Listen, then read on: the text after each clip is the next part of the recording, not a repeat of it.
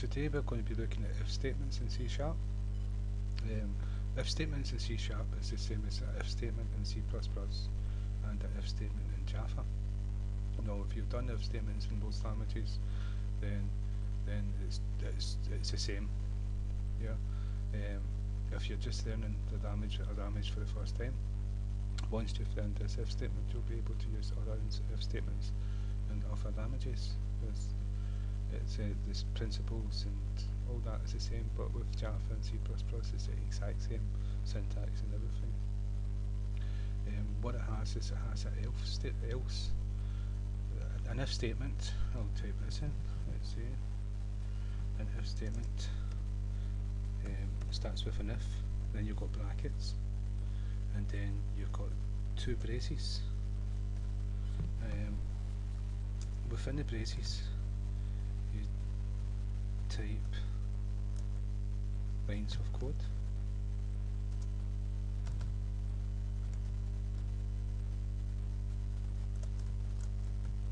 Now this can be whole sheets of code. It could be like 20 different lines of code, more. You wouldn't want it that big, but you can. Doing complicated things, you can be accessing methods from other classes. You can access things from other like resources over the internet. You know, that would be more complicated using sockets and all the rest of it. But you can, once the condition is reached, what you're doing is you're testing the waters in your program. For certain conditions you touch the water, and depending how the water is, you want to do this. But it's stormy, so you want to I don't know what you do with stormy waters, but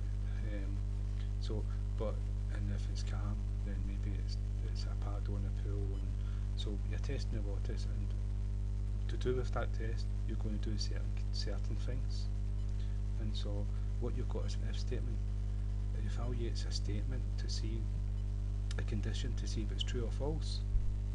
If it's true, the code within the if statement will be executed, and if the condition is false, it will not be executed. So it's a choice, it's a form of intelligence that you put into the program for decision making. And if it's false, it doesn't, but we've got a statement called else that comes after the if. Now, if we put an else statement in, then we've got the keyword else, and then we've got two braces again. And within the braces we've got, let's say, else. Within the braces, the exact same as the if statement, we type code to be executed. Many lines if need be, right? And that will be executed if the if statement is false. So there you've got two conditions, is that you give it a condition to test for true or false. If it is true, the computer programs to do this, and if it's false, the computer programs to do this. And so it's giving it choices, and it's giving it intelligence, and your application is going to do different things depending on it. And there's also else space if, and it's like the if statement, only if the if statement before it was false, it gets called in. And you can have else ifs after the else if, a whole list of them, and it ends up you've got like a case statement. But if you've got a case statement in the program, why not use a case statement? And so again, it's brackets, and you put a condition in there to test for true or false, and then you've got braces,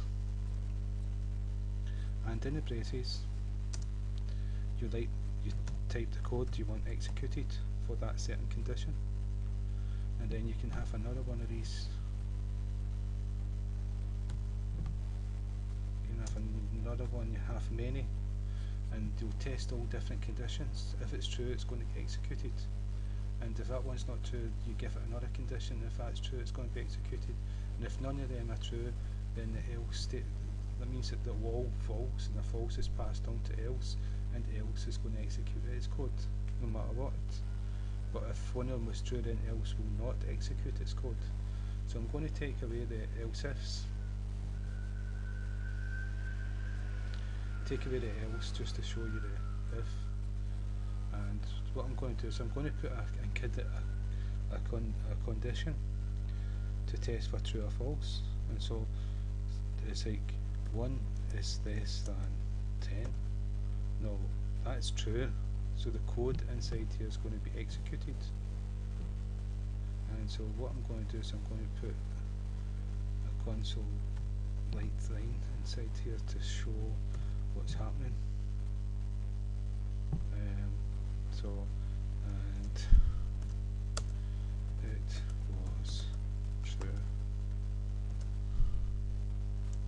Now this can be any code at all. This can be like mathematical equations, it's calculating things, so it can be calling other objects from other classes and doing all complicated things. But to explain it, it's better to keep it simple and just to do this. And this would be like variables, like num1 is less than num2 sort of thing. So just putting the numbers in, you can see that 1 is less than 10. And if I put variable names in, you may not associate that could be different numbers and y is num less than 10 sort of thing. And so that's going to be true. If I run the program, we're going to get it was true. So it was true and it was executed. This code was executed, and it can be many lines of code. But what if we make it false and we make this one? And so now we're saying 10 is less than 1. No, that's not true. We know that's not true, that's false. So if we run a program, what's going to happen? Okay, nothing happened. It printed out, I'm sorry, Mr. Jock McTavish, but you're fired, right? And it didn't execute the if statement after then. Okay, and so false. So this is where we've got the else statement. We don't have a condition with else. It will execute this code if the if statement was false, or the else if before it was false. And so what we do is we have braces, and the braces again is to group together the code that's to be executed. And so if we do another console, again it can be really complicated code, doing all different kinds of mathematical equations. It was false. And because this is false, this is not going to get executed, but the else code is going to get executed. And just to prove it was false. Right, and so in between this, and we don't need the else statement if we don't want one. We could, but we do have it. What we can do is we can do else if, and there's a space between them, and then it's like an if statement, so we need a condition to test for. Then we need braces. And in the condition, we don't want it to be the same as this, because then what's the point of having, we know it's false, and we're not going to test to see if we can run code if we're already testing it was false. We know it's not going to run, so we're going to say, right, it's 10 less than 2, right? Again, it's false, we know it's false, and so what we're going to do is we're going to run that code if it's true, and we're going to say else if, right, and just try to be right, just letting you know it's else if, right, and we can have quite a few else ifs, so we'll do 2 just to show, and we'll make this one free. Again, it's false. Else if free. So that's if first, else if 2. Right.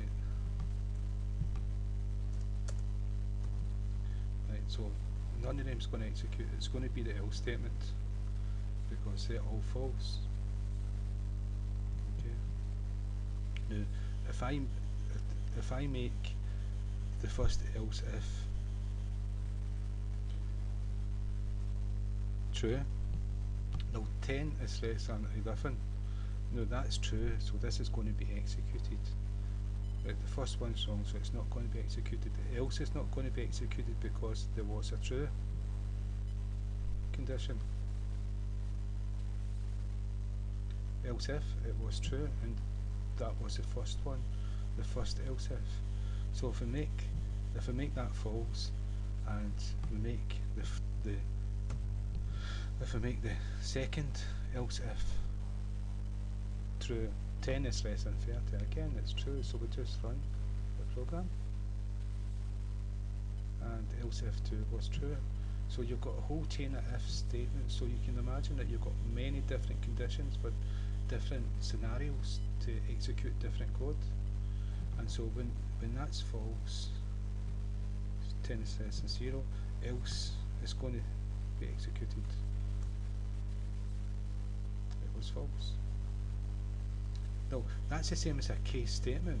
A case statement is we're going to do case statements. It's similar, and you have a default if you don't reach any of the conditions. So we're going to look at that. So you could ask yourself, what's the point of doing else ifs if you've got a case statement? Yeah, and so you would do a case statement, but maybe if it was just one else if, you would just type it in and save you no right from doing a case statement. So I'm not too sure, but you can do it this way anyway, and that's the most important thing. So again, thank you for your time, and I hope that's helped.